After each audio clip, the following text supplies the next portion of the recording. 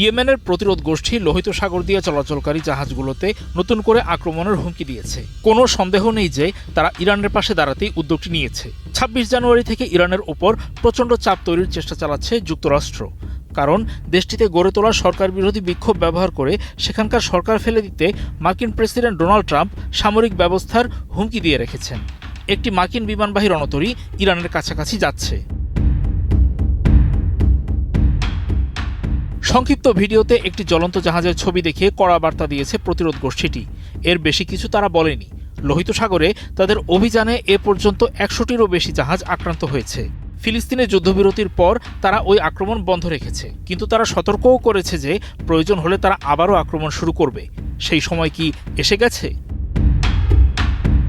Extreme মশার coil plant fibre দিয়ে তৈরি, ডেঙ্গু চিকুনগুনিয়া বাহি সহ যে কোনো মশার বিরুদ্ধে দেয় এক্সট্রিম সুরক্ষা। ইয়েমেনি প্রতিরোধ গোষ্ঠীর লক্ষ্য কি এবার মার্কিন বিমানবাহী রণতরী ইউএসএস আব্রাহাম লিঙ্কন? প্রতিরোধ কি খুব সহজ হবে? রণতরীটির সঙ্গে আরও আছে গাইডেড ক্ষেপণাস্ত্রে সজ্জিত শক্তিশালী সব যুদ্ধজাহাজ। ট্রাম্প জানিয়েছেন ইরানের বিরুদ্ধে ব্যবস্থা নেওয়ার প্রয়োজন হতে পারে। অজুহাত হিসেবে তিনি ইরানে বিক্ষোভকারীদের প্রাণ নেয়ার কথা বলেছেন। বিক্ষোভে জড়িত থাকার দায়ে গ্রেপ্তারকৃতদের সর্বোচ্চ সাজা দেওয়ার ইরানি সরকারি সিদ্ধান্তকেও পুঁজি করে দেশটিতে হামলা চালানোর পায়তারা করছেন ট্রাম্প।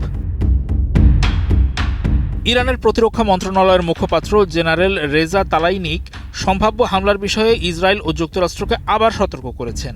তিনি বলেছেন, যে কোনো হামলার এমন জবাব দেওয়া হবে যা অতীতের চেয়েও বেশি কষ্টের ও চরম হবে। ইরান এখন পূর্ণ ও ব্যাপক প্রস্তুতি বজায় রাখার পথে হাঁটছে। গত সপ্তাহ শেষে তেহরানের এংহেলাব স্কয়ারে ইরান একটি নতুন ব্যানার উন্মোচন করেছে।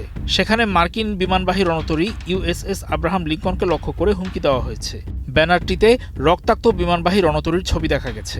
বাস্তবতা হলো, ইরান এখনও গত জুনে ইসরায়েলের সঙ্গে ১২ দিনের যুদ্ধের ক্ষয়ক্ষতি কাটিয়ে ওঠার চেষ্টা করছে। ওই যুদ্ধে যুক্তরাষ্ট্রের বোমাবর্ষণে দেশটির পারমাণবিক স্থাপনা ক্ষতিগ্রস্ত হয়। যুদ্ধের প্রস্তুতি হিসাবে ইরান তার পাইলটদের জন্য নোটিশ জারি করেছে।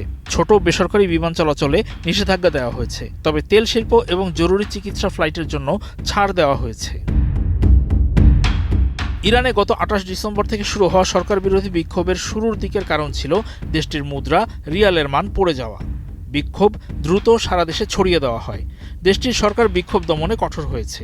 তাদের দাবি অনুযায়ী নিহতের সংখ্যা ৩,১১৭ জন।